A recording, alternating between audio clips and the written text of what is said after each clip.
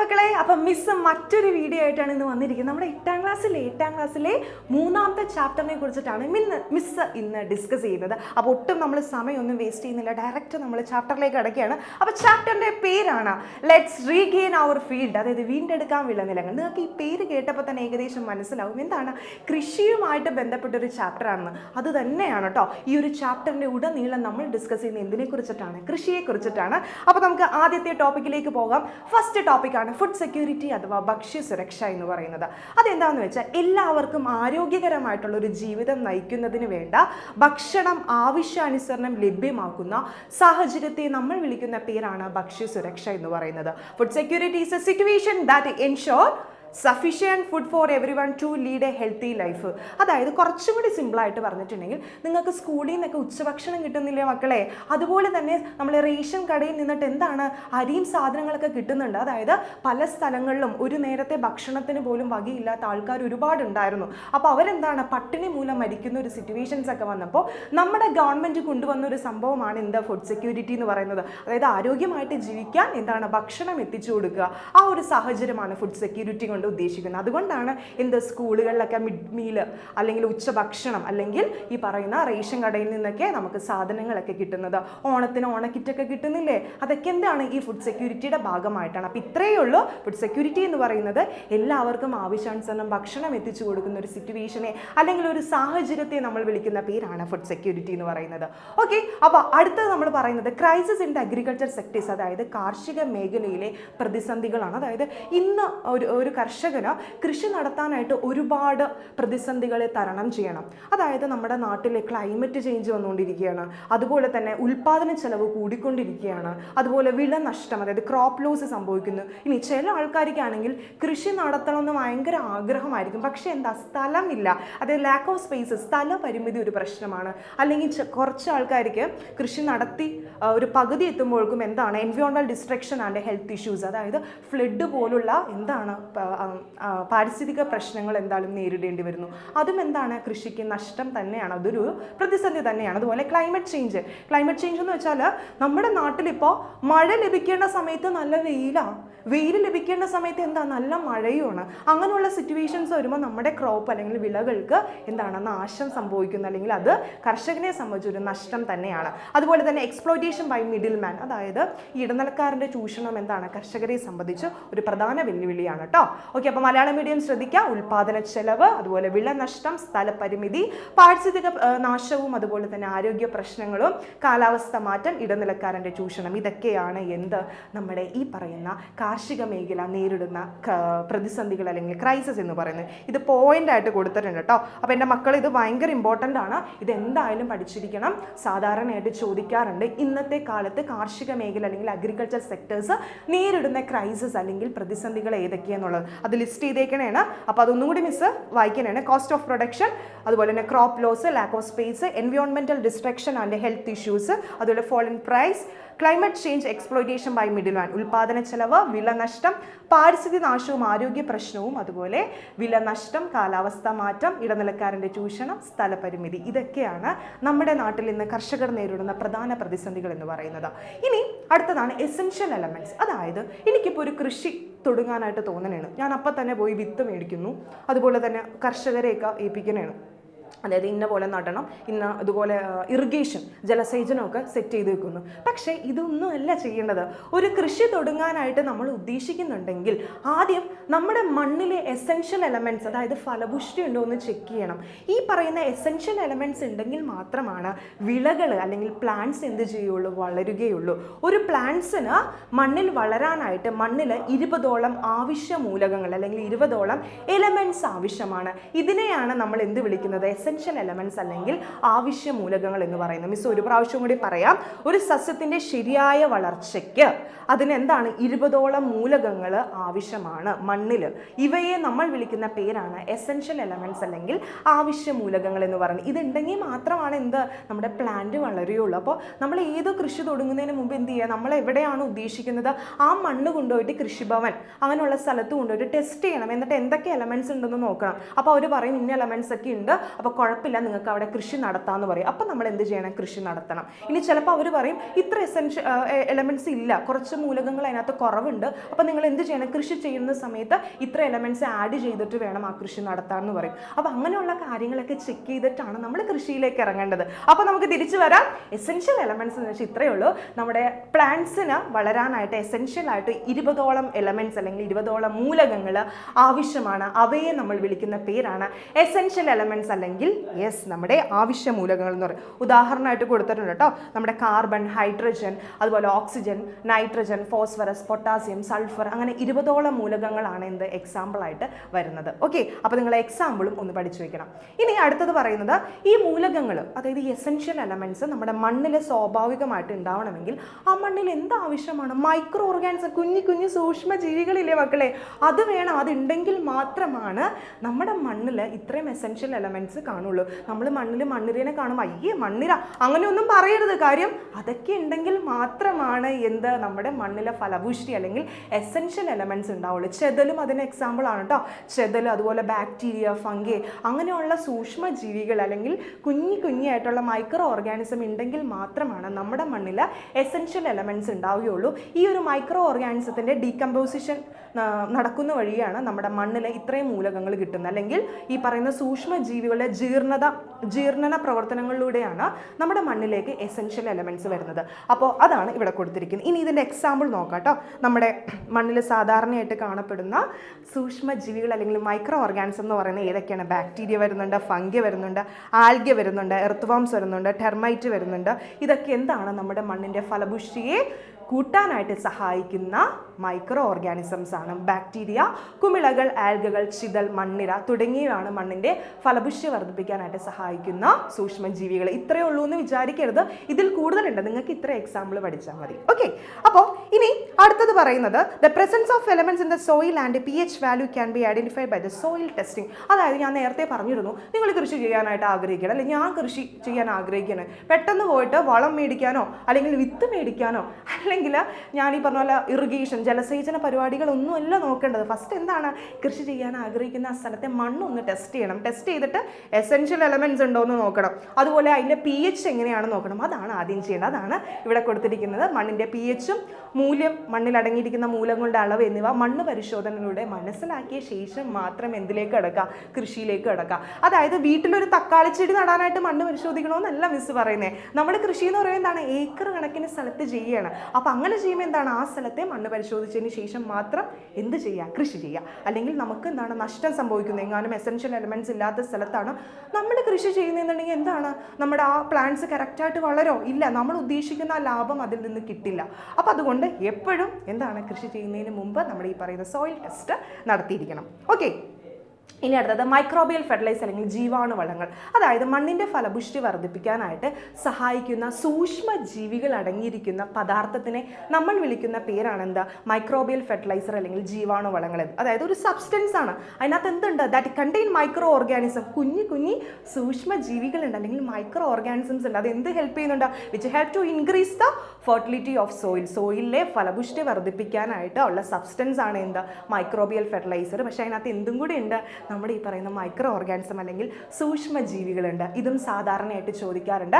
അപ്പോൾ അതെന്താണ്? നിങ്ങൾ എന്തായാലും പഠിച്ചു വെക്കുക കേട്ടോ, ഇമ്പോർട്ടൻ്റ് ആണ്. ഇനി അടുത്തത് ഏതൊക്കെയാണ് ആ പദാർത്ഥത്തിൽ കാണുന്ന ഒരു സൂക്ഷ്മ ജീവികൾ അല്ലെങ്കിൽ മൈക്രോ ഓർഗാനിസം ഏതൊക്കെയാണെന്ന് നമുക്ക് നോക്കാം. Bacteria like Rhizobium, Azotobacter, Azospirillum and aquatic plants like Azolla. ഇതൊക്കെയാണ് സാധാരണയായിട്ട് നമ്മുടെ മണ്ണിലെ നൈട്രജൻ്റെ അളവ് വർദ്ധിപ്പിക്കാനായിട്ട് ഉപയോഗിക്കുന്ന ബാക്ടീരിയാസ്. മണ്ണിൽ നൈട്രജൻ അളവ് കൂടുന്നതിനായിട്ട് റൈസോബിയം, എസറ്റോബാക്ടർ, അസോസ്പൈറലം തുടങ്ങിയ ബാക്ടീരിയകളും അസോള എന്ന് പറയുന്ന ജലസസ്യവുമാണ് സാധാരണയായിട്ട് നമ്മൾ മണ്ണിലെ നൈട്രജൻ്റെ അളവ് കൂടുന്നതിന് വേണ്ടിയിട്ട് ഉപയോഗിക്കുന്നത്.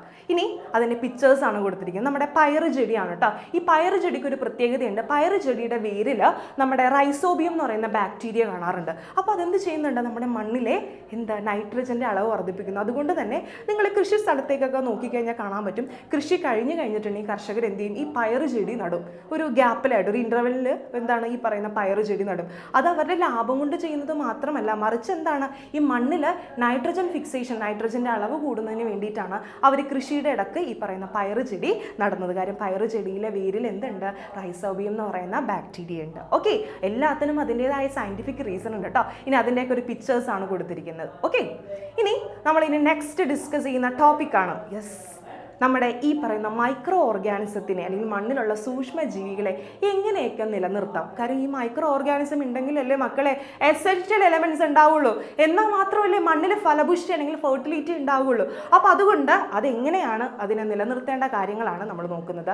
Ensure the availability of bio fertiliser in the soil. മണ്ണിൽ ജൈവവള ലഭ്യത ഉറപ്പുവരുത്തണം. എന്നാൽ മാത്രമാണ് എന്ത് നമ്മുടെ ഈ കുഞ്ഞു സൂക്ഷ്മജീവികൾ അല്ലെങ്കിൽ മൈക്രോ ഓർഗാനിസംസ് മണ്ണിൽ കാണുകയുള്ളൂ. രണ്ടാമത് proper irrigation should be provided. മതിയായ ജലസേചനം കൊടുക്കണം. കാരണം നനവുള്ള മണ്ണിലാണ് സൂക്ഷ്മജീവികൾ കാണാൻ പറ്റൂ. അല്ലാതെ ഉണങ്ങിയിരിക്കുന്ന മണ്ണിലൊന്നും നമ്മുടെ സൂക്ഷ്മജീവി ഉണ്ടാവില്ല. അടുത്തത് പറഞ്ഞ chemical fertiliser or chemical pesticide should not be used. അതായത് ഒരിക്കലും എന്താണ് രാസ കീടനാശിനിയോ അല്ലെങ്കിൽ രാസവളങ്ങളോ ഒരിക്കലും ഉപയോഗിക്കരുത്. ഉപയോഗിച്ച് കഴിഞ്ഞാൽ എന്താണ് ഈ പറയുന്ന മൈക്രോ ഓർഗാനിസംസ് മണ്ണിൽ കാണില്ല. അപ്പോൾ ഇതും ഭയങ്കര ഇമ്പോർട്ടൻ്റ് ആണ്. നമ്മുടെ മണ്ണിൽ എങ്ങനെയാണ് സൂക്ഷ്മജീവികളെ അല്ലെങ്കിൽ മൈക്രോ ഓർഗാനിസത്തിനെ നിലനിർത്താനുള്ള പ്രിക്യൂഷൻസ് എന്ന് സാധാരണയായിട്ട് ചോദിക്കാറുണ്ട്. അപ്പോൾ ഇതും നിങ്ങൾ പഠിക്കാം. ഓക്കെ, ഇനി അടുത്ത ടോപ്പിക്കാണ്. ടോപ്പിക്കല്ല കേട്ടോ, സാധാരണ കീടങ്ങൾ എന്താണെന്നറിയാമോ? നമ്മുടെ ഈ പറയുന്ന പ്ലാന്റ്സിനെയൊക്കെ നശിപ്പിക്കാൻ വരുന്ന കുഞ്ഞു പ്രാണികളും ഫംഗൽ ഇൻഫെക്ഷൻസിനെയൊക്കെയാണ് നമ്മൾ എന്ത് പറയുന്നത്, കീടങ്ങൾ എന്ന് പറയുന്നത്. ഈ കീടങ്ങൾ സാധാരണയായിട്ട് കൃഷി സ്ഥലത്ത് പെരുകാനുള്ള റീസൺ എന്ന് വെച്ചാൽ അവയെ തിന്നു ഭക്ഷിക്കുന്ന ആളുകളുടെ എണ്ണം കുറയുന്നതുകൊണ്ടാണ്. ഫോർ എക്സാമ്പിൾ, ഇപ്പോൾ നമ്മുടെ ചുറ്റുപരിസരത്തും നമ്മുടെ ചുറ്റുപാടിലും എലികളുടെ എണ്ണം കൂടുതലായിട്ടുണ്ടെങ്കിൽ എന്താ നമ്മൾ മീൻ ചെയ്യേണ്ടത്? പൂച്ചകളുടെ എണ്ണം കുറവാണ്. കാര്യം പൂച്ചകളാണല്ലോ നമ്മുടെ എലികളെ തിന്നുന്നത്. അല്ലെങ്കിൽ നമ്മുടെ നാട്ടിൽ അല്ലെങ്കിൽ നമ്മുടെ പറമ്പിലൊക്കെ തവളകളുടെ എണ്ണം കൂടുതലായിട്ട് കണ്ടിട്ടുണ്ടെങ്കിൽ എന്താ, പാമ്പുകളുടെ എണ്ണം കുറവാണ്. കാര്യം പാമ്പുകളാണ് തവളകളെ ഭക്ഷിക്കുന്നത്. അപ്പോൾ പാമ്പിൻ്റെ എണ്ണം കുറയുന്നതുകൊണ്ടാണ് തവളകളുടെ എണ്ണം കൂടുന്നത്. അതുപോലെ തന്നെയാണ് ഇവിടെ പറഞ്ഞിരിക്കുന്നത്. നമ്മുടെ കീടങ്ങൾ വർദ്ധിക്കുന്നതിൻ്റെ കാരണം കീടങ്ങളെ ഭക്ഷണമാക്കുന്ന ജീവികളുടെ എണ്ണം കുറയുന്നതാണ്. അതാണ് ഈ പോയിന്റിൽ കൊടുത്തിരിക്കുന്നത്. ഇനി വെരി വെരി വെരി ഇമ്പോർട്ടൻ്റ് ആയ ടോപ്പിക്കാണ്. ഭയങ്കര ഇമ്പോർട്ടൻ്റ് ആണ്. ഇത് ഇല്ലാത്ത ക്വസ്റ്റ്യൻ പേപ്പർ ഇല്ല. എന്താണ് ഇൻ്റഗ്രേറ്റഡ് പെസ്റ്റ് മാനേജ്മെൻറ്റ് അല്ലെങ്കിൽ IPM എന്നും പറയാറുണ്ട്, അല്ലെങ്കിൽ സംയോജിത കീടനിയന്ത്രണം. അതിനൊരു അടിസ്ഥാന തത്വമുണ്ട്.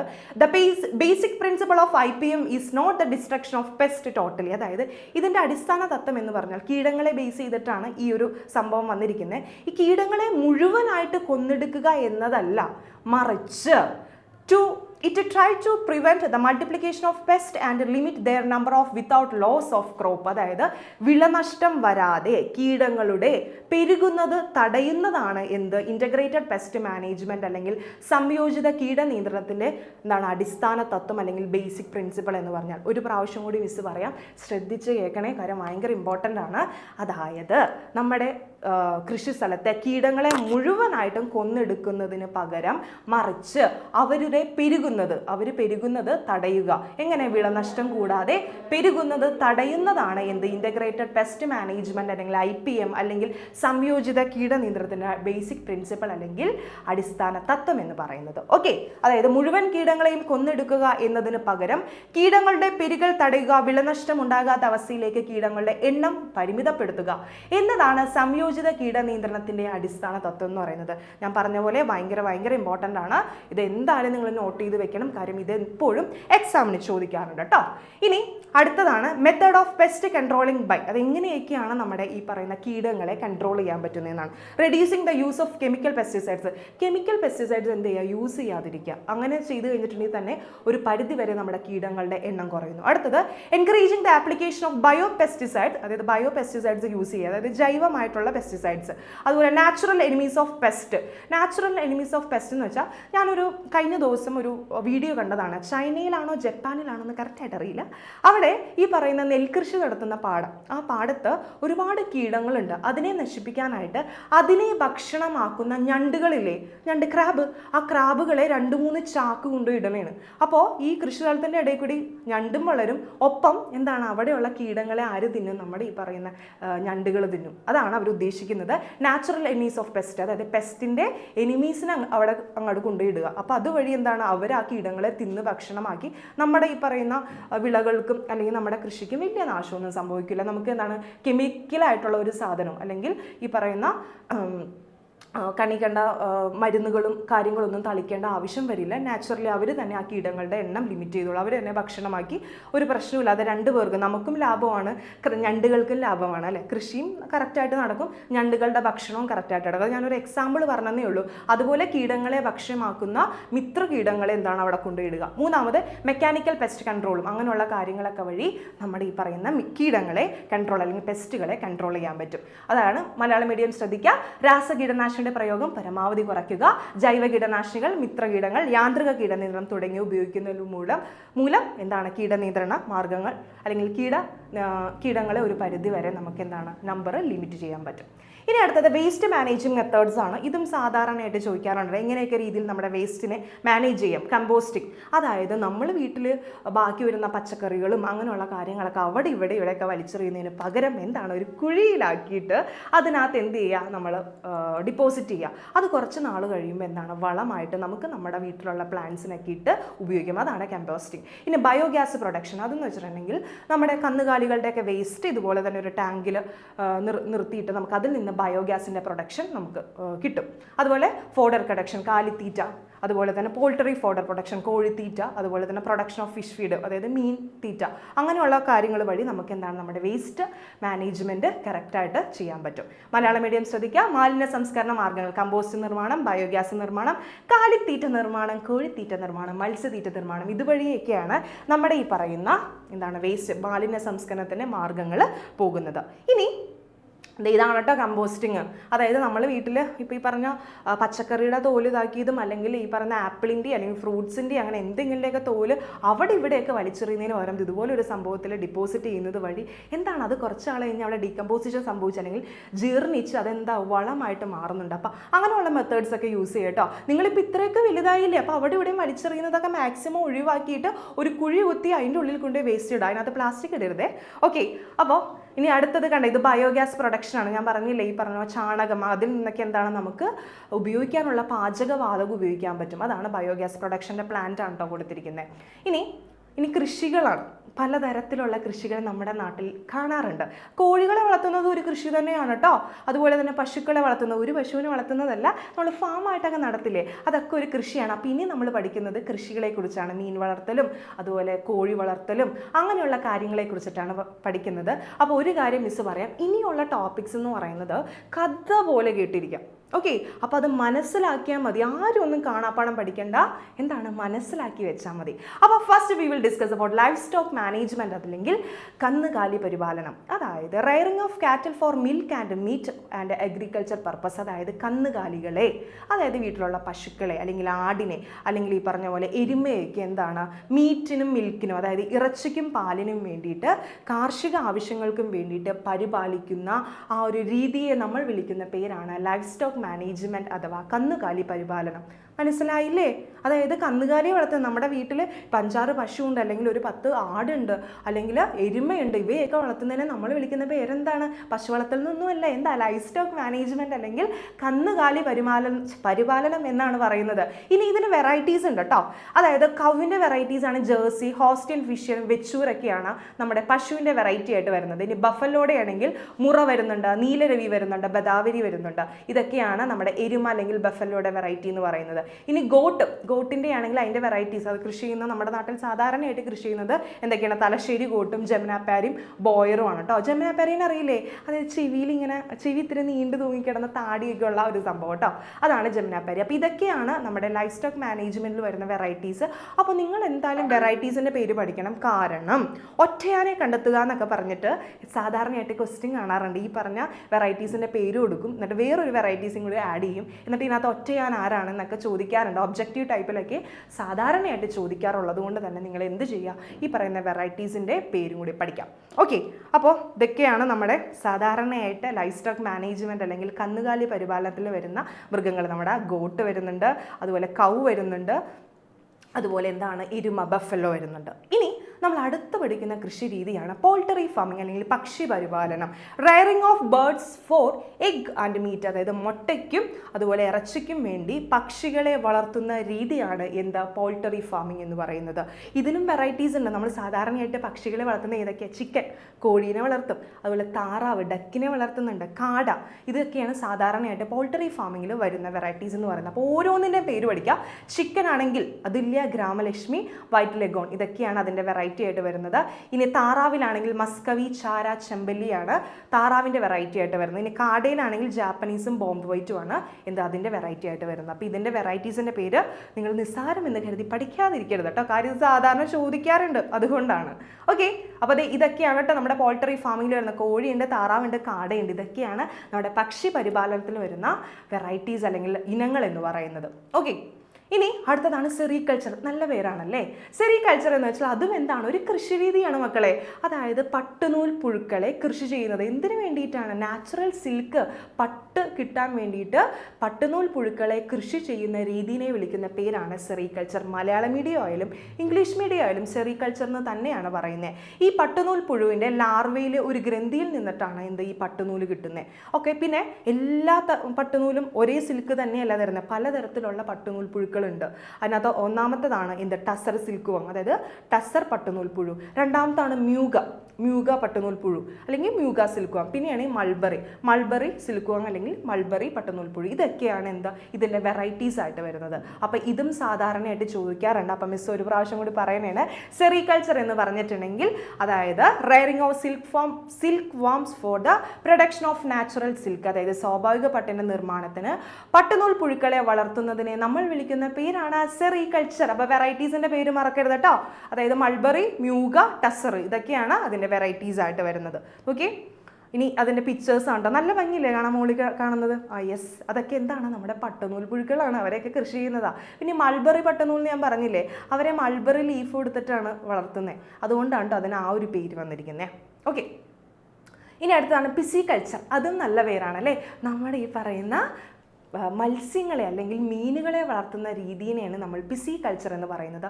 മലയാളം മീഡിയവും ഇംഗ്ലീഷ് മീഡിയവും സെയിം തന്നെയാണ് പറയുന്നത്. ഓക്കെ, അപ്പോൾ പിസികൾച്ചർ എന്ന് പറഞ്ഞാൽ നമ്മുടെ പ്രകൃതിദത്തമായ ജലാശയങ്ങളിലും വയലുകളിലും കൃത്രിമമായിട്ടുണ്ടാക്കിയ ടാങ്കുകളിലും ശാസ്ത്രീയമായിട്ട് സയൻറ്റിഫിക്കലി നമ്മുടെ മത്സ്യങ്ങളെ അല്ലെങ്കിൽ നമ്മുടെ ഫിഷുകളെ വളർത്തുന്ന രീതിയെ നമ്മൾ വിളിക്കുന്ന പേരാണ് പിസികൾച്ചർ എന്ന് പറയുന്നത്. ഇത് സാധാരണ ഭക്ഷ്യ ആവശ്യത്തിന് വേണ്ടിയിട്ട് വളർത്തുന്നുണ്ട്, അലങ്കാരത്തിന് വേണ്ടി വളർത്തുന്ന മത്സ്യങ്ങളുണ്ട്. അതല്ലാതെ എന്താണ് പ്രൗണ്ട് വെറൈറ്റി, ചെമ്മീൻ കെട്ടുകളൊക്കെ കണ്ടിട്ടില്ലേ? അങ്ങനെയും എന്താണ് മത്സ്യത്തിനെ നമ്മൾ വളർത്തുന്നുണ്ട്. അപ്പോൾ ആഹാരത്തിനായിട്ട് വളർത്തുന്ന വെറൈറ്റീസിൻ്റെ നെയിംസ് ഏതൊക്കെയാണ്? നമ്മുടെ റോഹു, അതുപോലെ തന്നെ കട്ട്ല, അങ്ങനെ പേൾ സ്പോട്ട്, അതൊക്കെയാണ്. അതായത് കരിമീൻ, കട്ട്ല, റോഹു ഒക്കെയാണ് നമ്മൾ ഭക്ഷണ ആവശ്യത്തിനായിട്ട് കൃഷി ചെയ്യുന്ന മീനുകൾ എന്ന് പറയുന്നത്. ഇനി അലങ്കാരത്തിനാണെങ്കിലോ ഗോൾഡ് ഫിഷ്, ഗപ്പി, അതൊക്കെയാണ് നമ്മുടെ ഈ പറയുന്ന അലങ്കാരത്തിന് നമ്മൾ കൃഷി ചെയ്യുന്നത്. ഇനി അതല്ലാതെ പ്രൗൺസ് ആണെങ്കിൽ, പ്രൗൺസ് അതായത് ചെമ്മീനില്ലേ, ചെമ്മീനാണെങ്കിൽ അതിനും വെറൈറ്റീസ് ഉണ്ട് കേട്ടോ. കാരച്ചെമ്മീനും അതുപോലെ നാരച്ചെമ്മീനും കേട്ടോ. ആ രണ്ടെണ്ണമാണ് നമ്മുടെ പ്രൗൺസിൻ്റെ വെറൈറ്റീസ് ആയിട്ട് വരുന്നത്. ഓക്കെ, അപ്പോൾ ഇതിൻ്റെ വെറൈറ്റീസും പഠിക്കുക. അപ്പോൾ പിസികൾച്ചർ എന്ന് പറഞ്ഞാൽ നമ്മുടെ മത്സ്യങ്ങളെ വളർത്തുന്ന രീതിയെ വിളിക്കുന്ന പേരാണ് പിസികൾച്ചർ. ഇതൊക്കെയാണ് കേട്ടോ മീൻ. എന്ത് ഭംഗിയാണല്ലേ, നല്ല രസം. എനിക്ക് തോന്നുന്നു മീനുകൾ ചില കുട്ടികളുണ്ട് കേട്ടോ, മീനില്ലാതെ ഭക്ഷണം ഇറങ്ങാത്ത കുട്ടികളുണ്ട്. അവരൊക്കെ ഈ പിസികൾച്ചർ പഠിച്ചു വെച്ചോ. നിങ്ങൾ വലുതാവുമ്പോൾ ഇതൊക്കെ ചെയ്തോട്ടോ. ഓക്കെ, എനിക്ക് ഇഷ്ടം കൂടുതൽ ഈ പറഞ്ഞാൽ അലങ്കാരത്തിന് വേണ്ടിയിട്ട് ഉപയോഗിക്കുന്നതാണ്. കാര്യം വീട്ടിലൊക്കെ ഇരിക്കുമ്പോൾ ഈ ഓറഞ്ചും മഞ്ഞയും പച്ചയും റോസൊക്കെ കാണുമ്പോൾ നമുക്കൊരു സന്തോഷമായിരിക്കും, ഒരു പോസിറ്റീവ് എനർജി അല്ലേ. ഇത് നമ്മൾ വീട്ടിൽ വാങ്ങാൻ വേണ്ടിയിട്ടാണ്, പക്ഷെ അതൊരു കൃഷി രീതിയായിട്ട് അതിൽ നിന്ന് ഏർണിങ്സ് കിട്ടുന്ന ഒരു സംഭവമായിട്ട് മാറ്റുന്ന ആൾക്കാരും ഉണ്ട് കേട്ടോ. ഇനി നമ്മൾ നെക്സ്റ്റ് പഠിക്കുന്ന കൃഷി രീതിയാണ് നമ്മുടെ ഫ്ലോറികൾച്ചർ. പേരിൽ നിന്ന് തന്നെയുണ്ട്. അതായത് വ്യാവസായിക അടിസ്ഥാനത്തിൽ പൂക്കൾ വളർത്തുന്ന ആ ഒരു കൃഷിയെ വിളിക്കുന്ന പേരാണ് ഫ്ലോറികൾച്ചർ എന്ന് പറഞ്ഞാൽ. കാര്യം ഇന്ന് നമ്മുടെ നാട്ടിലൊക്കെ നോക്കിക്കഴിഞ്ഞാൽ ആരും വീട്ടിലൊന്നും പൂക്കളെ വളർത്തുന്നില്ല. എല്ലാവർക്കും ഫ്ലവർ ഇല്ലാത്ത പ്ലാന്റ്സ് വീട്ടിൽ മേടിച്ച് വയ്ക്കാനാണ് ഇഷ്ടം അല്ലേ. നമ്മുടെ വീടിനകത്തൊക്കെ ഫ്ലവർ ഇല്ലാത്ത ടൈപ്പാണ് പ്ലാന്റ്സ് ഒക്കെയാണ് ഇരിക്കുന്നത്. അപ്പോൾ പക്ഷേ നമ്മുടെ ആവശ്യത്തിന്, അമ്പലത്തിലെ ആവശ്യത്തിന് അല്ലെങ്കിൽ പള്ളിയിലെ ആവശ്യത്തിന് അല്ലെങ്കിൽ എന്തെങ്കിലും കല്യാണ പരിപാടി അങ്ങനെയുള്ള ഡെക്കറേഷൻസിനൊക്കെ ഈ പറയുന്ന ഫ്ലവർ ആവശ്യമാണ്. അപ്പോൾ നമുക്ക് കിട്ടണ്ടേ. അപ്പോൾ അതിൻ്റെ ആവശ്യത്തിനായിട്ട് കൃഷി ചെയ്യുന്ന ആ രീതിയെ നമ്മൾ വിളിക്കുന്ന പേരാണ് ഫ്ലോറികൾച്ചർ എന്ന് പറയും. ഇതിനും ഉണ്ട് കേട്ടോ varieties. Jasmine, marigold, chrysanthemum, rose, orchid, anthurium, ഇതൊക്കെയാണ് ഇങ്ങനെ കൃഷി ചെയ്യുന്ന ഫ്ലവേഴ്സിൻ്റെ എക്സാമ്പിൾ അല്ലെങ്കിൽ വെറൈറ്റീസ് എന്ന് പറയുന്നത്. ഓക്കെ, അപ്പോൾ ഫ്ലോറിക്കൾച്ചർ കഴിഞ്ഞു. ഇതൊക്കെയാണ് കേട്ടോ സാധാരണയായിട്ട് ഫ്ലോറിക്കൾച്ചറിൽ നമ്മൾ കൃഷി ചെയ്യുന്ന പൂക്കൾ എന്ന് പറയുന്നത്. ഓക്കെ, അപ്പോൾ അതിൻ്റെ 2-3 പൂക്കളുടെ പേരുകൾ പഠിച്ചു വയ്ക്കാം. ഇനി അടുത്തതാണ്, നല്ല ഭംഗി കാണാനായിട്ട് അല്ലേ.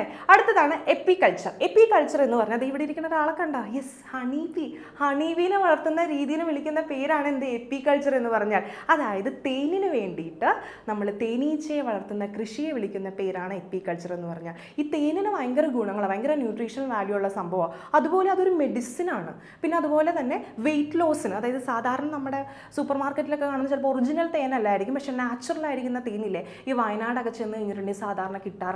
അപ്പോൾ അവിടുത്തെ നിന്നൊക്കെ മേടിക്കുന്ന തേൻ കഴിച്ചു കഴിഞ്ഞാൽ നമ്മുടെ വെയിറ്റ് ലോസ്, വണ്ണം കുറയുന്നതിന് വേണ്ടിയിട്ട് സഹായിക്കുന്ന ഒരു മെഡിസിൻ കൂടിയാണ് തേൻ എന്ന് പറയുന്നത്. അപ്പോൾ ഒന്നും കൂടി പറയാം, എപ്പിക്കൾച്ചർ എന്ന് പറഞ്ഞാൽ നമ്മുടെ തേനീച്ചയെ വളർത്തുന്ന രീതി, എന്തിനു വേണ്ടിയിട്ട്? തേൻ കിട്ടാൻ വേണ്ടിയിട്ട് തേനീച്ചയെ വളർത്തുന്ന ആ ഒരു കൃഷി രീതിയെ നമ്മൾ വിളിക്കുന്ന പേരാണ് എപ്പിക്കൾച്ചർ. ഇനി തേനീച്ചകൾക്കും വെറൈറ്റീസ് ഉണ്ട് കേട്ടോ. അതിൻ്റെ പേരാണ് കോലൻ, ഞൊടിയൻ, മെലീഫറ. ഇതൊക്കെയാണ് നമ്മുടെ തേനീച്ചയുടെ വെറൈറ്റി ആയിട്ട് വരുന്നത്. അപ്പോൾ പേര് നിങ്ങൾ മറക്കരുത്, കോലൻ, ഞൊടിയൻ, മെലീഫറ. ഓക്കെ, അപ്പോൾ അതാണ് ശാസ്ത്രീയമായി തേനീച്ചയെ വളർത്തുന്ന ഔഷധ ഗുണവും പോഷക മൂല്യമുള്ള ഒരു ഉൽപ്പന്നമാണ് തേൻ എന്ന് പറയുന്നത്. അപ്പോൾ ശാസ്ത്രീയമായി തേനീച്ചയെ വളർത്തുന്ന രീതിയെ നമ്മൾ വിളിക്കുന്ന പേരാണ് apiculture. Malayalam medium English medium same തന്നെയാണ്. ഓക്കെ, അപ്പോൾ കണ്ടോ, ഇതാണ് കേട്ടോ തേനീച്ച. അതുപോലെ തന്നെ തേനും കണ്ടോ, നിങ്ങൾ കണ്ടിട്ടില്ലേ? നിങ്ങൾ ചിലവരുടെ വീട്ടിലൊക്കെ സാധാരണയായിട്ട് കാണാറുണ്ട്.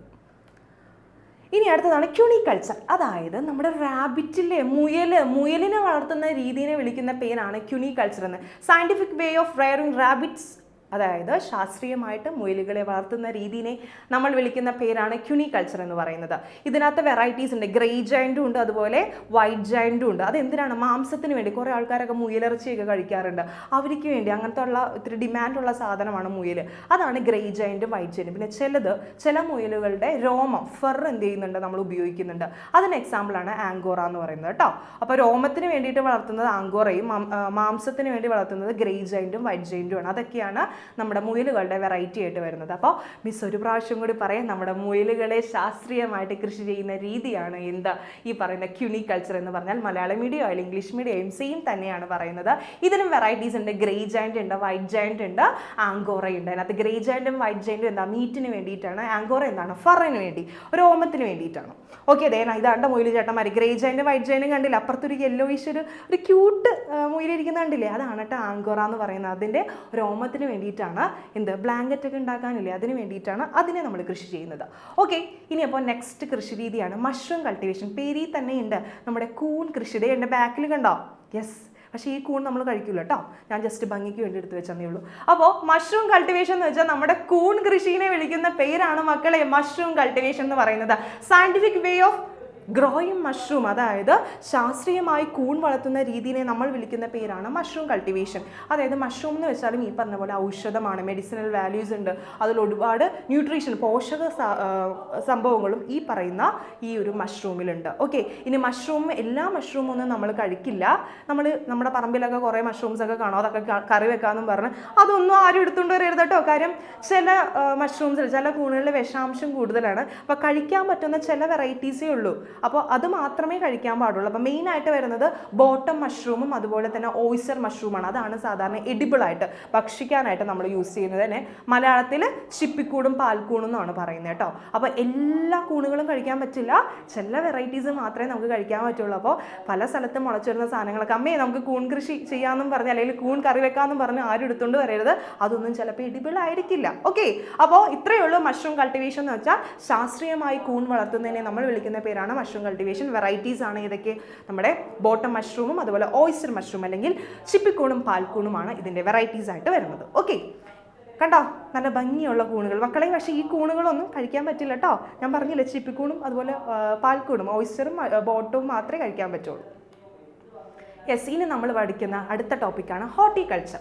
ഹോർട്ടിക്കൾച്ചർ എന്ന് പറഞ്ഞാൽ നമ്മൾ സയൻറ്റിഫിക് വേയിൽ ശാസ്ത്രീയമായിട്ട് പഴങ്ങളും പച്ചക്കറികളും കൃഷി ചെയ്യുന്നതിനെ നമ്മൾ വിളിക്കുന്ന പേരാണ് ഹോർട്ടിക്കൾച്ചർ. അതിനകത്ത് നാടൻ ഇനങ്ങളും ഉണ്ടാവും, പിന്നെ പുറത്തുനിന്ന് കൊണ്ടുവന്നേക്കുന്ന ഇനങ്ങൾ ഇപ്പോൾ നമ്മൾ കൃഷി ചെയ്യാറുണ്ട്. കാരണം ഈ സാധനമൊക്കെ ലിച്ചി, റംബൂട്ടാനൊക്കെ നമ്മുടെ നാടൻ ഇനങ്ങളല്ല, പക്ഷെ നമ്മുടെ നാട്ടിൽ ഇപ്പോൾ എന്താണ് നമ്മളത് കൃഷി ചെയ്യാൻ തുടങ്ങി. അപ്പോൾ ഇത്രയേ ഉള്ളൂ, പഴങ്ങളും പച്ചക്കറികളും കൃഷി ചെയ്യുന്ന രീതിയെ നമ്മൾ വിളിക്കുന്ന പേരാണ് യെസ് ഹോർട്ടിക്കൾച്ചർ എന്ന് പറയുന്നത്. മലയാളം മീഡിയം അല്ലെങ്കിൽ ഇംഗ്ലീഷ് മീഡിയം ആയാലും സെയിം തന്നെയാണ് കേട്ടോ. അപ്പോൾ അതിൻ്റെ വെറൈറ്റീസും ഉണ്ട്. റംബൂട്ടാൻ, ലിച്ചി, അതുപോലെ തന്നെ ഡുറിയാൻ ഒക്കെ എന്താണ് അതിൻ്റെ വെറൈറ്റീസാണ്. അപ്പോൾ ആ വെറൈറ്റീസും 2-3 പഠിച്ചു വെച്ചേക്കാം കേട്ടോ. അപ്പോൾ അതിൻ്റെ പിക്ചേഴ്സ് കാണാം. കണ്ടോ, ഇതൊക്കെയാണ് നമ്മൾ ഹോർട്ടിക്കൾച്ചറിൽ യൂസ് ചെയ്യുന്നത്. ഇതെന്താണ്? ലിച്ചിയാണ് കേട്ടോ. ലിച്ചി റംബൂട്ടാനും ഏകദേശം സിമിലർ ആയിട്ടിരിക്കും, പക്ഷേ വ്യത്യാസങ്ങളുണ്ട് കേട്ടോ. ലിച്ചി, റംബൂട്ടാൻ, ഡുറിയാൻ ഇതൊക്കെയാണ് നമ്മുടെ ഹോർട്ടിക്കൾച്ചറിൻ്റെ എക്സാമ്പിളായിട്ട് നമുക്ക് പഠിക്കാനുള്ളത്. ഇനി നെക്സ്റ്റ് മെഡിസിനൽ പ്ലാന്റ് കൾട്ടിവേഷൻ. അതായത് നമ്മുടെ ഇന്ത്യയിൽ ആയുർവേദം എന്ന് പറയുന്ന സംഭവമുണ്ട് അല്ലേ. ആയുർവേദം എന്ന് പറയുന്ന ചികിത്സാ രീതിയുണ്ട്. അതെപ്പോഴും ഡിപ്പെൻഡ് ചെയ്യുന്നത് എന്തിനെയാണ്? മെഡിസിനൽ പ്ലാന്റ്സ്, ഔഷധങ്ങളെയാണ്. അപ്പോൾ അതിൻ്റെ കൾട്ടിവേഷൻ നമുക്ക് വേണമല്ലോ, എന്നാൽ മാത്രമാണ് മരുന്നുകൾ ഉൽപ്പാദിപ്പിക്കാൻ പറ്റുള്ളൂ. അങ്ങനെ ഔഷധ സസ്യങ്ങളുടെ അല്ലെങ്കിൽ മെഡിസിനൽ പ്ലാന്റ്സിൻ്റെ കൾട്ടിവേഷനെ നമ്മൾ വിളിക്കുന്ന പേരാണ് മെഡിസിനൽ പ്ലാന്റ് കൾട്ടിവേഷൻ എന്ന് പറയുന്നത്. അതിന് എക്സാമ്പിൾ എന്തൊക്കെയാണ്? തുളസി വരുന്നുണ്ട്, അതുപോലെ കുറുന്തോട്ടി വരുന്നുണ്ട്, ആടലോടകം, അതൊക്കെ അതിൻ്റെ വെറൈറ്റീസ് ആയിട്ടാണ് വരുന്നത്. അപ്പോൾ അതിൻ്റെയും കുറച്ച് പേരുകൾ, ഒരു 4 പേരുകൾ ഈ മെഡിസിനൽ പ്ലാന്റ്സും പഠിച്ചു വെച്ചേക്കാം. അപ്പോൾ ഇത്രയും രീതികളാണ് നമ്മുടെ കൃഷി രീതികൾ എന്ന് പറയുന്നത്. അപ്പോൾ എന്തൊക്കെ പഠിച്ചു? നമ്മൾ ലൈഫ് സ്റ്റോക്ക് മാനേജ്മെൻറ്റ് പഠിച്ചു, പോൾട്രി ഫാമിംഗ് പഠിച്ചു, സെറികൾച്ചർ പഠിച്ചു, പിസികൾച്ചർ പഠിച്ചു, ഹോർട്ടിക്കൾച്ചർ പഠിച്ചു, ഫ്ലോറികൾച്ചർ പഠിച്ചു, മഷ്റൂം കൾച്ചർ പഠിച്ചു, അതുപോലെ എപ്പികൾച്ചർ പഠിച്ചു, മെഡിസിനൽ പ്ലാന്റ് കൾട്ടിവേഷൻ പഠിച്ചു. ഇതൊക്കെയാണ് നമ്മുടെ നാട്ടിലെ ഡിഫറെൻ്റ് ആയിരിക്കുന്ന കൃഷി രീതികൾ എന്ന് പറയുന്നത്. ഓക്കെ, അപ്പോൾ ആ ഒരു ടോപ്പിക് അവിടെ കഴിഞ്ഞു. ഇനി നമുക്ക് അടുത്തയിലേക്ക് പോകാം.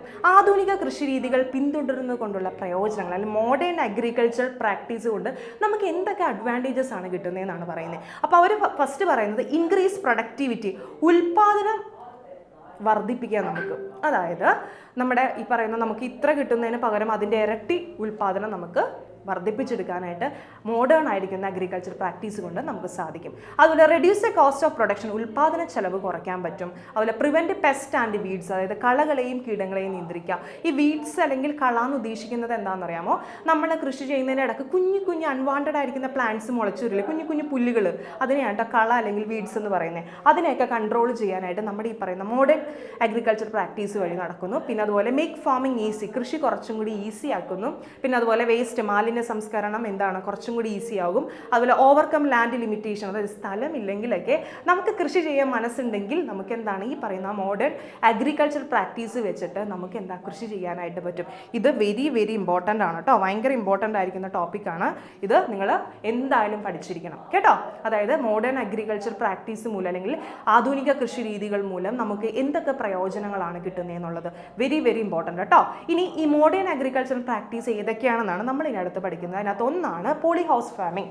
പോളിഹൗസ് ഫാമിംഗ് എന്ന് വെച്ചാൽ നമ്മുടെ നാട്ടിൽ മെയിൻ പ്രശ്നം, മെയിൻ ക്രൈസിസ് അല്ലെങ്കിൽ മെയിൻ പ്രതിസന്ധി എന്ന് പറയുന്നത് എന്താ? ക്ലൈമറ്റ് ചേഞ്ച് ആണ്. ഞാൻ പറഞ്ഞില്ലേ, മഴ പെയ്യേണ്ട സമയത്ത് വെയിൽ വരേണ്ട സമയത്ത് മഴയും വരുന്ന ഒരു കാലഘട്ടമാണ്. അപ്പോൾ ഇതിനെയൊക്കെ ഒന്ന് മാറ്റാൻ വേണ്ടിയിട്ട് നമ്മുടെ മോഡേൺ ആയിട്ടുള്ള ഒരു കൃഷി രീതിയാണ് പോളിഹൗസ് ഫാമിംഗ് എന്ന് പറയുന്നത്. അതായത് നമ്മൾ കൃഷി ചെയ്യുന്ന സ്ഥലത്ത് അറേഞ്ച്മെൻറ്റ്സ്, പൊളിത്തീൻ ഷീറ്റില്ലേ, അത് സുതാര്യമായിരിക്കുന്ന ട്രാൻസ്പാരൻ്റ് ആയിരിക്കുന്ന പൊളിത്തീൻ ഷീറ്റും വെച്ച് ഇതിന് കവർ ചെയ്യും. നമ്മുടെ കൃഷിസ്ഥലം ഒന്നിൽ ഫുള്ളായിട്ട് കവർ ചെയ്യും, അല്ലെങ്കിൽ പാർഷ്യലി ഭാഗികമായിട്ട് കവർ ചെയ്തിട്ട് നിർമ്മിക്കുന്ന സംവിധാനമാണ് പോളി ഹൗസ് എന്ന് പറയുന്നത്. ഞാൻ അതിൻ്റെ ഇമേജ് കാണിക്കാം കേട്ടോ. കണ്ടോ, ഇതാണ് അതിൻ്റെ ഇമേജസ്. അതായത് നമ്മൾക്കിടെ കൃഷിസ്ഥലം ഒന്നില്ലെങ്കിൽ പൂർണ്ണമായിട്ടോ അല്ലെങ്കിൽ ഭാഗികമായിട്ടോ എന്ത് ചെയ്യും? കവർ ചെയ്യും. അപ്പോൾ പുറത്ത് ഭയങ്കര മഴയാണെങ്കിലും അല്ലെങ്കിൽ ഭയങ്കര ചൂടാണെങ്കിലും ഇതിനകത്തുള്ള നമ്മുടെ ചെടികൾ അല്ലെങ്കിൽ ഇതിനകത്തുള്ള വിളകൾക്ക് പ്രത്യേകിച്ച് പ്രശ്നങ്ങളൊന്നും ഉണ്ടാക്കുന്നില്ല. അപ്പോൾ അതെന്താണ്? ക്ലൈമറ്റ് ചേഞ്ച് ഒരു പരിധി വരെ പോളിഹൗസ് ഫാമിങ്ങിലൂടെ നമുക്ക് മറികടക്കാൻ പറ്റും. ഓക്കെ, അപ്പോൾ അതാണ് സംഭവം. അപ്പോൾ അതിനകത്ത് ആദ്യം പറയുന്നത് എന്താണ്? പോളിഹൗസ് ഫാമിംഗ് എന്ന് വെച്ചാൽ പൊളിത്തീൻ ഷീറ്റ് പോലുള്ള ഷീറ്റ് കൊണ്ട് നമ്മുടെ കൃഷിസ്ഥലത്തെ ഭാഗികമായിട്ടോ അല്ലെങ്കിൽ പൂർണ്ണമായിട്ടോ പാർഷ്യലിയോ അല്ലെങ്കിൽ കംപ്ലീറ്റ്ലി എന്ത് ചെയ്യുന്നുണ്ട്? കവർ ചെയ്യുന്ന ആ ഒരു സംവിധാനത്തെ വിളിക്കുന്നതാണ് പോളിഹൗസ് ഫാമിംഗ് എന്ന് പറയുന്നത്. ഇനി ഇതിനകത്ത് temperature and moisture in the polyhouse is constantly regulate. അതായത് താപനിലയും ഈർപ്പവും, അതായത് ടെമ്പറേച്ചറും അതുപോലെ മോയ്സ്ചറും, താപനിലയും ഈർപ്പവും കൃത്യമായിട്ട് സ്ഥിരമായിട്ട് ക്രമീകരിച്ചിട്ടുണ്ടാവും. അതിനകത്ത് ഒരു കോൺസ്റ്റൻ്റ് ആയിരിക്കുന്ന ടെമ്പറേച്ചറും ഈർപ്പവും ആയിരിക്കും കൊടുത്തിരിക്കുന്നത്. അതുകൊണ്ടാണ് ഞാൻ പറഞ്ഞത് പുറത്ത് മഴയാണെങ്കിലും പുറത്ത് വെയിലാണെങ്കിലും ഈ അകത്തുള്ള സസ്യങ്ങളെ അല്ലെങ്കിൽ അകത്തുള്ള വിളകളെ ഇത് ബാധിക്കുന്നില്ല. കാര്യം ഇതിലെന്താണ് ഒരു കോൺസ്റ്റൻ്റ് ആയ ഒരു ടെമ്പറേച്ചർ അവർ കൊടുക്കുന്നുണ്ട്. ഇനി അതിനകത്ത് തളിക്കുന്ന വെള്ളത്തിൽ ന്യൂട്രിയൻസ് കലക്കിയതിന് ശേഷമാണ് ആ വെള്ളമാണ് തളിക്കുന്നത്. അതാണ് കൊടുത്തിരിക്കുന്നത്. Nutrients R dissolve in the water and supplied on the plants through the drip irrigation. വെള്ളത്തിൽ പോഷകങ്ങളെ ലയിപ്പിച്ച് തുള്ളി നനയിലൂടെ നൽകുന്നു. അതായത് എല്ലാ പോഷകങ്ങളും എന്താണ് വെള്ളത്തിൽ ലയിപ്പിച്ചിട്ട് ആ വെള്ളമാണ് ആ ഇവിടുത്തെ വിളകൾക്ക് ഒഴിച്ചു കൊടുക്കുന്നത്. അതുപോലെ തന്നെ ഈ ഒരു പോളിഹൗസിൻ്റെ ചുറ്റുമായിട്ട് നമ്മൾ വലകൾ കിട്ടുന്നുണ്ട്. അതാണ് അടുത്ത point. The side of the polyhouse are covered with net. പോളിഹൗസിലെ വശങ്ങൾ വലകൾ കൊണ്ട് മൂടുന്നു. കാരണം കണ്ണിക്കണ്ട പ്രാണികളില്ലേ, നമ്മുടെ പെസ്റ്റുകളൊന്നും കയറാതിരിക്കാൻ കെട്ടാതിരിക്കാൻ വേണ്ടിയിട്ടാണ് ഈ വലയിൽ വെച്ച് നമ്മൾ കെട്ടുന്നത്. അപ്പോൾ ഇതൊക്കെയാണ് പോളിഹൗസ് ഫാമിങ്ങിൻ്റെ പോയിന്റ് ആയിട്ട് വരുന്നത്. ഇതാണ് കേട്ടോ ഇമേജ് ശ്രദ്ധിച്ചു കഴിഞ്ഞാൽ തന്നെ നമുക്ക് പകുതി ആൻസർ കിട്ടും. ഓക്കെ, അപ്പോൾ ഇതും ഭയങ്കര ഇമ്പോർട്ടൻ്റ് ആണ്, നിങ്ങളെല്ലാവരും നന്നായി പഠിക്കാം. ഇനി അടുത്തൊരു മോഡേൺ ടെക്നിക്കാണ് പ്രിസിഷൻ ഫാമിംഗ് എന്ന് വെച്ചിട്ടുണ്ടെങ്കിൽ നിങ്ങളിപ്പോൾ ഒരു കൃഷി ചെയ്യാനായിട്ടൊരു സ്ഥലം നോക്കി വെച്ചു. ആ സ്ഥലത്തെ മണ്ണ് എന്ത് ചെയ്യണമെന്ന് ആദ്യം കൊണ്ട് ടെസ്റ്റ് ചെയ്യണം. അതിനകത്ത് മണ്ണിൻ്റെ ക്വാണ്ടിറ്റി, അതായത് എലമെൻസിൻ്റെ ക്വാണ്ടിറ്റി നോക്കണം. അതുപോലെ pH വാല്യൂ എങ്ങനെയുണ്ടെന്ന് നോക്കണം. അല്ലെങ്കിൽ ആ മണ്ണിൽ എത്രത്തോളം വാട്ടർ കണ്ടൻറ്റ് ഉണ്ടെന്ന് നോക്കണം. അതുപോലെ തന്നെ വാട്ടർ, അതുപോലെ മൂലകങ്ങൾ, മണ്ണിൻ്റെ സ്വഭാവം, ഇതെല്ലാം ടെസ്റ്റ് ചെയ്യണം.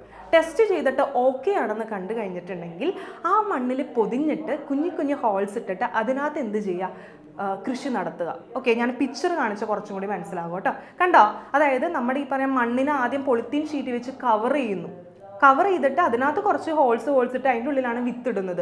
അപ്പോൾ എന്ത് ചെയ്യുന്നുണ്ട്, ഈ അൺവാണ്ടഡ് ആയിട്ട് വരുന്ന പ്ലാന്റ്സ്, കളകൾ അത് വരുന്നില്ല.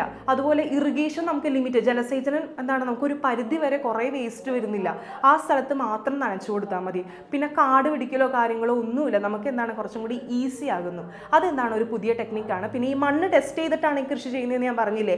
മണ്ണ് കൃഷി ചെയ്യുന്നതിന് മൂലം അതിനകത്ത് എന്തൊക്കെ മൂലകങ്ങളില്ല, മൂലകങ്ങൾ കറക്റ്റായിട്ട് ഉണ്ടോ എന്നൊക്കെ ചെക്ക് ചെയ്തിട്ടാണ് നമ്മൾ കൃഷിയിലേക്ക് ഇറങ്ങുന്നത്. ഇൻ കേസ് ഇനി ഏതെങ്കിലും മൂലകങ്ങൾ ഇല്ലെന്ന് വെച്ചോ, അങ്ങനെയാണെങ്കിൽ നമുക്ക് ആഡ് ചെയ്തിട്ട് കൊടുത്തിട്ട് നമ്മുടെ സസ്യത്തിനെ കറക്റ്റായിട്ട് വളർത്താൻ പറ്റും. സാധാരണയായിട്ട് മൾബറി കാര്യങ്ങളൊക്കെയാണ് ഈ കൃഷി രീതിയിൽ ഉൾപ്പെടുത്തുന്നത് കേട്ടോ. അപ്പം നമുക്ക് പ്രിസിഷൻ ഫാമിംഗ് നോക്കാം. കൃഷിയിടത്തിൻ്റെ മണ്ണിൻ്റെ സ്വഭാവം, മണ്ണിൻ്റെ മൂലകങ്ങളുടെ അളവ്, pH, ജലസാന്നിധ്യം എന്നിവ കറക്റ്റായിട്ട് ആധുനിക സാങ്കേതികവിദ്യ ഉപയോഗിച്ച് നമ്മൾ അറിയുന്നു. അതായത് സോയിൽ ടെസ്റ്റിംഗ് വഴി നമ്മൾ അറിയുന്നു. അതിനുശേഷം soil is covered by polythene sheet, so we can control the weeds and limit irrigation. Polythene sheet ഉപയോഗിച്ച് മണ്ണിനെ പൊതിയുന്നു. അതുവഴി ജലസേചനം നമുക്ക് പരിമിതപ്പെടുത്താനും പറ്റും. അതുപോലെ കളകൾ, ഞാൻ പറഞ്ഞില്ലേ ഈ കൃഷി ചെയ്യുന്നതിനിടക്ക് കുഞ്ഞു പുല്ലുകൾ വരും, അതിനെ എന്ത് ചെയ്യുന്നുണ്ട്, ഫലപ്രദമായിട്ട് നമുക്ക് നിയന്ത്രിക്കാനും പറ്റും. ഇതാണ് പ്രിസിഷൻ ഫാമിംഗ് എന്ന് പറഞ്ഞാൽ. ഇനി അടുത്തത് നമുക്ക് പഠിക്കാം. അടുത്തൊരു മോഡേൺ ടെക്നിക്കാണ് കൾട്ടിവേഷൻ വിത്തൗട്ട് സോയിൽ. അതായത് മണ്ണില്ലാതെയും കൃഷി ചെയ്യാൻ മക്കളെ. പുതിയ ടെക്നിക്സ് ഒക്കെ എന്താണല്ലേ. അതിനകത്ത് ആദ്യത്തെയാണ് ഹൈഡ്രോപോണിക്സ് എന്ന് വെച്ചിട്ടുണ്ടെങ്കിൽ. ഹൈഡ്രോപോണിക്സ് എന്ന് വെച്ചാൽ മണ്ണിന് പകരം പോഷക ലായനിയിൽ മുക്കി വെക്കും.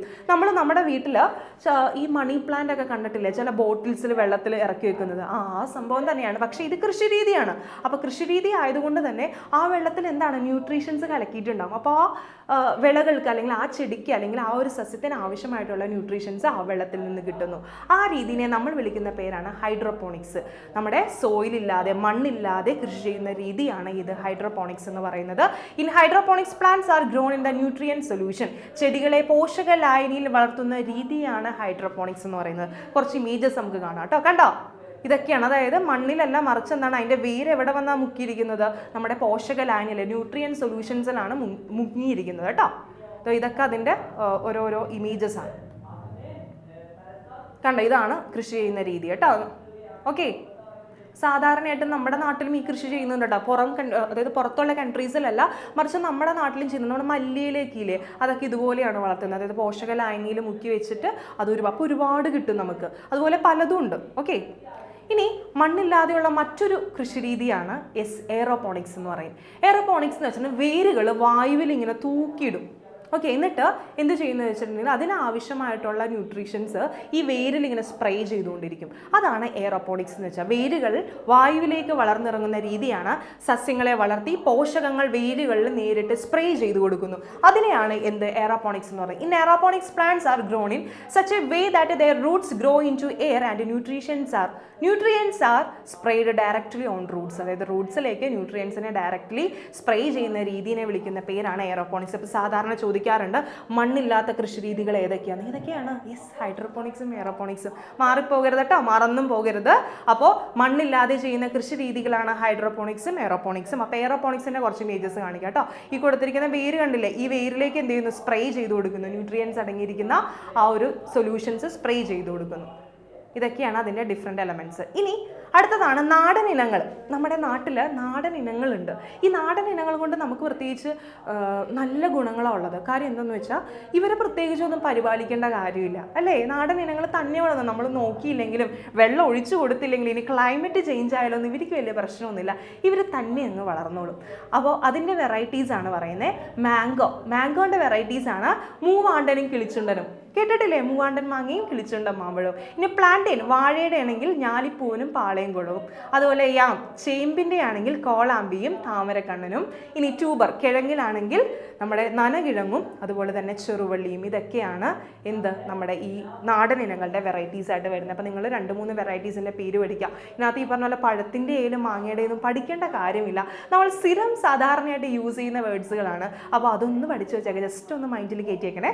ഓക്കെ, അപ്പോൾ ഇതാണ് നമ്മുടെ നാടൻ ഇനങ്ങൾ എന്ന് പറയുന്നത്. കണ്ടോ, ഈ നാടൻ ഇനങ്ങൾക്കൊരു പ്രത്യേക ടേസ്റ്റ് ആയിരിക്കും കേട്ടോ. നമ്മുടെ വീട്ടിലെ മാങ്ങയ്ക്കൊക്കെ ഒന്നുമില്ലെങ്കിലും വിഷമില്ലാത്ത സംഭവമല്ലേ, അപ്പോൾ നമുക്ക് ഇത്രയും കൂടി വിശ്വസിച്ച് കഴിക്കാൻ പറ്റും. ബാക്കി നമ്മൾ പുറത്തുനിന്ന് വാങ്ങുന്നത് ഏതോ ഒരു നാട്ടിൽ വളർത്തിയിട്ട് അതിനകത്ത് കണ്ണിക്കണ്ട കെമിക്കൽസും സാധനങ്ങളൊക്കെ യൂസ് ചെയ്ത് അതാണ് നമ്മൾ കടയിൽ നിന്ന് വാങ്ങുന്നത്. അതിനേക്കാൾ എത്രയോ നല്ലതായിരിക്കും നമ്മുടെ നാടൻ ഇനങ്ങൾ നമ്മുടെ വീട്ടിലുള്ളത്.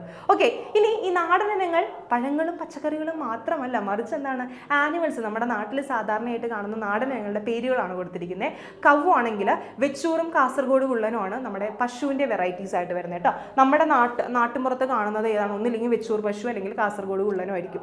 ഇനി ഗോട്ടിൻ്റെ ആണെങ്കിൽ മലബാറിയും അല്ല അറ്റപ്പാടി ബ്ലാക്കും ആയിരിക്കും നമ്മുടെ നാട്ടിൽ സാധാരണയായിട്ട് കൃഷി ചെയ്യുന്നത്. ഇനി ഹണീബി ആണെങ്കിൽ ചെറുതേനീച്ചയും അതുപോലെ തന്നെ പെരുതേനീച്ചയും ആയിരിക്കും നമ്മുടെ നാട്ടിലുള്ളത്. ഇന്നത്തെ ചെറുതേനീച്ചയുടെ തേൻ നല്ല ടേസ്റ്റാണ്. ടേസ്റ്റ് മാത്രമല്ല, ചെറുതേനീച്ചയുടെ ആ തേനിനാണ് ഭയങ്കര ന്യൂട്രീഷണൽ വാല്യൂ ഉള്ളത്. ഞാൻ പറഞ്ഞില്ലേ, ചില തേനുകൾ കഴിച്ച് കഴിഞ്ഞാൽ നമുക്ക് നല്ല മെറ്റാബോളിക് ആക്ടിവിറ്റി നമ്മുടെ ബൂസ്റ്റ് ചെയ്യും. അതിൻ്റെ ഒപ്പം നമ്മുടെ ബോഡി വെയിറ്റ് ലോസ് ചെയ്യാനായിട്ട് സഹായിക്കുന്നുണ്ട്. ഇനി കോഴിയാണെങ്കിൽ നമ്മുടെ നാടനായിട്ട് വരുന്നത് കരിങ്കോഴിയാണ് കേട്ടോ. അപ്പോൾ ഇതിൻ്റെ പേര് നിങ്ങൾ മൈൻഡിലേക്ക് ഒന്ന് കയറ്റിയേക്കാം. ഇനി നെക്സ്റ്റ് വരുന്നത് അഡ്വാൻറ്റേജസ് ഓഫ് സൺഡേ ഫാമിംഗ്. അതായത് സൺഡേ ഫാമിംഗ് അല്ലെങ്കിൽ കുടുംബ കൃഷിയുടെ പ്രയോജനങ്ങൾ അല്ലെങ്കിൽ മെച്ചങ്ങൾ എന്തൊക്കെയാണെന്നാണ്.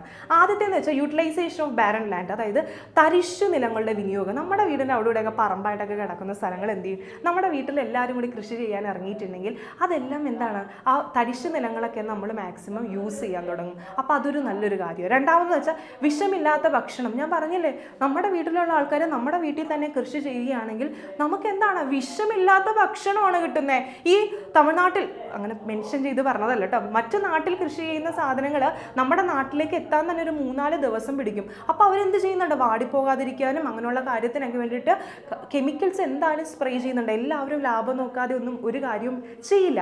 അപ്പോൾ ആ സ്പ്രേ ചെയ്തിട്ടുള്ള കെമിക്കൽസ് അടങ്ങിയിരിക്കുന്ന സാധനങ്ങളാണ് നമുക്ക് കടയിൽ നിന്ന് കിട്ടുന്നത്. നമുക്ക് വീട്ടിൽ അത് ഉണ്ടാക്കി കഴിഞ്ഞാൽ വിഷമില്ലാത്ത ഭക്ഷണം കിട്ടും. അതാണ് ചോദിച്ചത്, അല്ല പറഞ്ഞിരിക്കുന്നത് പെസ്റ്റിസൈഡ് ഫ്രീ ഫുഡ് ആയിരിക്കും കിട്ടുന്നത്. അതുപോലെ വ്യായാമം, ഇങ്ങനെ കൃഷിയൊക്കെ ചെയ്യുന്നതിലൂടെ നമ്മുടെ മേലൊക്കെ ഒന്നാണെങ്കിൽ ഒരു എക്സസൈസ് കൂടിയാണ്. അതുപോലെ മാനസിക ഉല്ലാസം അല്ലെങ്കിൽ റീക്രിയേഷൻ, അതായത് നമ്മുടെ വീട്ടിൽ എല്ലാവരും ഒരുമിച്ച് കൃഷിയൊക്കെ ചെയ്തു കഴിഞ്ഞാൽ ഒരു സന്തോഷമല്ലേ, അച്ഛനും അമ്മയും മക്കളും ചേട്ടനും അനിയനും ചേച്ചിയും അവരൊക്കെ ഒരുമിച്ച് ചെയ്യുമ്പോൾ അതൊരു സന്തോഷം കൂടിയാണ്. അതുപോലെ the house hold expense become less, അതായത് വീട്ടു ചിലവ് കുറയുന്നു. ഇപ്പോൾ മിസ്സിൻ്റെ വീട്ടിലാണെങ്കിൽ പച്ചമുളക്, ഇഞ്ചി, മഞ്ഞൾ അങ്ങനെയുള്ള സാധനങ്ങളൊക്കെ കൃഷി ചെയ്യുന്നുണ്ട്. അപ്പോൾ ഈ സാധനങ്ങളൊന്നും നമുക്ക് പുറത്തുനിന്ന് വാങ്ങേണ്ട കാര്യമില്ല. അപ്പോൾ അത്രയും എക്സ്പെൻസ് വീട്ടു ചിലവ് നമുക്ക് കുറയ്ക്കാൻ പറ്റും. നമ്മൾ വിചാരിക്കും നിസ്സാരമാണെന്ന്, പക്ഷേ ഇല്ല, നല്ല രീതിയിൽ വ്യത്യാസമുണ്ട്. എനിക്കപ്പോൾ ഇഞ്ചിക്കൊക്കെ ആവശ്യമുണ്ടെങ്കിൽ ജസ്റ്റ് പുറത്ത് പോയിട്ട് ഇഞ്ചി ഒടിച്ചുകൊണ്ട് വരുന്നു, അല്ലെങ്കിൽ പച്ചമുളക് ആവശ്യമുണ്ടെങ്കിൽ പച്ചമുളക് പോയിട്ട് എടുത്തുകൊണ്ട് വരുന്നു. അങ്ങനെയാണ്. അങ്ങനത്തെ സാധനങ്ങളൊന്നും ഒരിക്കൽ പോലും നമ്മൾ കടയിൽ നിന്ന് വാങ്ങാല്ല. അതുപോലെ തക്കാളി, അതുപോലെ പച്ചക്കായ, പിന്നെ വഴുതനങ്ങ, വെണ്ടയ്ക്ക, ഇതൊന്നും നമ്മൾ പുറത്തൊന്നും മേടിക്കുന്നില്ല. വീട്ടിൽ ആ സാധനമാണ് നമ്മൾ യൂസ് ചെയ്യുന്നത്. അപ്പോൾ വീട്ടു ചിലവും കുറയുന്നുണ്ട്. ഓക്കെ, പിന്നെ അതുപോലെ മഞ്ഞൾ കേട്ടോ, മഞ്ഞളും കൃഷി ചെയ്യുന്നുണ്ട്. മഞ്ഞൾ കൃഷി ചെയ്തിട്ട് ഇത് ഉണക്കി നമ്മൾ മഞ്ഞപ്പൊടിയായിട്ട് യൂസ് ചെയ്യുന്നുണ്ട്.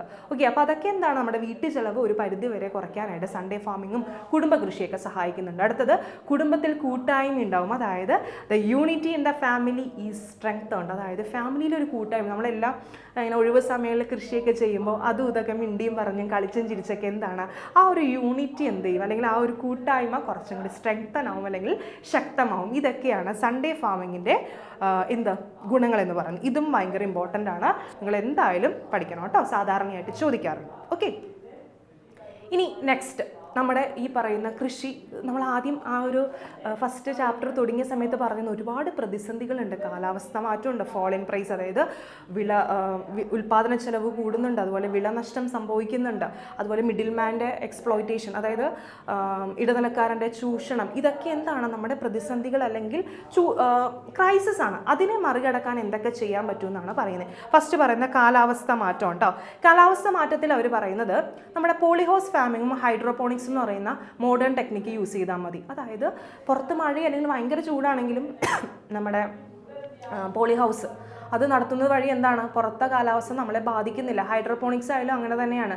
കാരണം നമ്മൾ പോഷകങ്ങൾ അടങ്ങിയിരിക്കുന്ന ലായനിയിലാണ് നമ്മുടെ ചെടി വെച്ചിരിക്കുന്നത്, അല്ലെങ്കിൽ ആ ഒരു വിള വെച്ചിരിക്കുന്നത്. അപ്പോൾ കാലാവസ്ഥയിലുള്ള മാറ്റമൊന്നും അവരെ ബാധിക്കുന്നില്ല. അടുത്തത് പരിസ്ഥിതി നാശവും ആരോഗ്യ പ്രശ്നവും. അതായത് ശാസ്ത്രീയമായിട്ട് വളപ്രയോഗം നടത്തുക, അതുപോലെ ഇൻ്റഗ്രേറ്റഡ് പെസ്റ്റ് മാനേജ്മെൻറ്റ് അല്ലെങ്കിൽ സംയോജിത കീടനിയന്ത്രണം ഇതാക്കുക, അതുപോലെ ജൈവ മാലിന്യ സംസ്കരണം അതൊക്കെ ചെയ്യുന്നത് വഴി എന്താണ്, നമ്മുടെ പരിസ്ഥിതി നാശം ആരോഗ്യ പ്രശ്നങ്ങളും ഒരു പരിധി വരെ പോകുന്നുണ്ട്. ഇനി ഉൽപാദന ചെലവ് കൂട്ടാനായിട്ട് നമ്മൾ പെസ്റ്റ് കൺട്രോളിനൊക്കെ വേണ്ടിയിട്ട് ഒരുപാട് പൈസ ചിലവാക്കുന്നുണ്ട്, കണ്ണിക്കണ്ട കെമിക്കൽസ് ഒക്കെ ആഡ് ചെയ്യുന്നുണ്ട്. അതിന് പകരം എന്താണ്, സംയോജിത കൃഷി ഇൻ്റഗ്രേറ്റഡ് പെസ്റ്റ് മാനേജ്മെൻറ്റ് കൊണ്ടുവരിക, അതുപോലെ കൂട്ടുകൃഷി നടത്തുക. ഇനി വിളനഷ്ടം വരാതിരിക്കാൻ ഞാൻ പറഞ്ഞില്ലേ, കൃഷി ചെയ്യാൻ ഉദ്ദേശിക്കുന്നുണ്ടെങ്കിൽ ആദ്യം പോയിട്ട് മണ്ണ് പരിശോധിക്കുക. അതല്ലാതെ ഈ പറഞ്ഞ പോലെ വിള വാങ്ങുകയോ അല്ലെങ്കിൽ ഇറിഗേഷൻ കറക്റ്റ് ആക്കുകയോ അല്ല ചെയ്യേണ്ടത്. ഫസ്റ്റ് നമ്മുടെ മണ്ണ് പരിശോധിക്കുക, അതിനകത്ത് എലമെൻറ്റ്സ് ഉണ്ടോ, കൃഷിക്ക് ആവശ്യമായിട്ടുള്ള കാര്യങ്ങൾ അതിനകത്ത് ഉണ്ടോ ഇല്ലയോ എന്നുള്ളത് നോക്കുക. എന്നിട്ട് വേണം നമ്മൾ കൃഷിക്ക് ഇറങ്ങാനായിട്ട്. അതുപോലെ ഇൻ്റഗ്രേറ്റഡ് പെസ്റ്റ് മാനേജ്മെൻറ്റ് അല്ലെങ്കിൽ സംയോജിത കീടനിയന്ത്രണം, പിന്നെ ശാസ്ത്രീയമായിട്ടുള്ള വളപ്രയോഗം, അതായത് കറക്റ്റായിട്ട് തന്നെ വളപ്രയോഗം നടത്തുക. അതല്ലാതെ കെമിക്കൽ പെസ്റ്റിസൈഡ്സോ അങ്ങനത്തുള്ള കാര്യങ്ങൾ യൂസ് ചെയ്യാതിരിക്കുക. ഇനി സ്ഥലപരിമിതി, അതായത് നമുക്ക് സ്ഥലമില്ല എന്ന് പറഞ്ഞ് വിഷമിച്ചിരിക്കരുത്. മറിച്ച് എന്താണ്, മട്ടുമാവ് കൃഷി, ഗ്രോ ബാഗ് കൃഷി, അതുപോലെ തന്നെ പോളിഹൗസ് ഫാമിംഗ് ഒക്കെ. നമ്മൾ how old are you film കണ്ടിട്ടില്ലേ, അതിനകത്ത് മഞ്ജു വാര്യർ ചെയ്യുന്നത് എന്താണ്, ടെറസിലൊക്കെയാണ് കൃഷി നടത്തുന്നത്. അതുവഴി നമുക്ക് എന്താ, സ്ഥലപരിമിതി ഒന്നും ഒരു പ്രശ്നമില്ലാതെയായി മാറും. അപ്പോൾ ആ ചിന്താഗതി, മോഡേൺ ടെക്നിക്സ്, മോഡേൺ ആയിട്ടുള്ള ആധുനിക കൃഷി രീതികൾ കൊണ്ടുവരുന്നത് മൂലം, അല്ലെങ്കിൽ അത് നമ്മൾ ഉപയോഗിക്കുന്നത് മൂലം സ്ഥലപരിമിതി അതായത് മറികടക്കാൻ പറ്റും. ഇനി അടുത്തത് വിലനഷ്ടം വരാതിരിക്കാനായിട്ട് കാർഷിക സംഘടനകളിലൂടെയുള്ള വിപണനം നടത്തുക. അതായത് ഇടനിലക്കാരനെ അങ്ങോട്ട് വെക്കാതെ അവരെന്ത് ചെയ്യുക, ഈ കർഷകരെ കൂടി ഒരു കൂട്ടായ്മ കൂടിയിട്ട് ഒരുമിച്ച് പോയിട്ട് മാർക്കറ്റിൽ പോയിട്ട് അവരെല്ലാവരും ഒരു വില നിശ്ചയിച്ച് അതിനങ്ങ് വിൽക്കുക. ഓക്കെ, അതല്ലാതെ ഇടനിലക്കാരനെ മാക്സിമം ഒഴിവാക്കുക. ഇതൊക്കെയാണ് നമ്മുടെ പ്രതിസന്ധികൾ, നമ്മുടെ അഗ്രികൾച്ചർ ക്രൈസിസ് മറികടക്കാനായിട്ട് ചെയ്യേണ്ട കാര്യങ്ങൾ. ഓക്കെ, അത് തന്നെയാണ് കേട്ടോ ഇംഗ്ലീഷിലും കൊടുത്തിരിക്കുന്നത്. അപ്പോൾ ഇത്രയും കാര്യങ്ങളാണ് നമ്മുടെ ഈ ഒരു ചാപ്റ്ററിൽ പഠിക്കാനുള്ളത്. ഞാൻ ആദ്യമേ പറഞ്ഞില്ല, അതായത് കൃഷിയുമായിട്ട് ബന്ധപ്പെട്ട കാര്യങ്ങളാണ്, കഥ പോലെ കേട്ടിരിക്കാൻ പറ്റും. പക്ഷേ അതെന്താണ്, എക്സാമിന് അത്യാവശ്യം ഇമ്പോർട്ടൻ്റ് ആയ ടോപ്പിക്സ് ആണ്. അപ്പോൾ എൻ്റെ മക്കൾ എല്ലാവരും നന്നായിട്ട് പഠിക്കുക. ഇനി മറ്റൊരു വീഡിയോ ആയിട്ട് കാണും വരെ ടാറ്റാ ബൈ, സീ യു.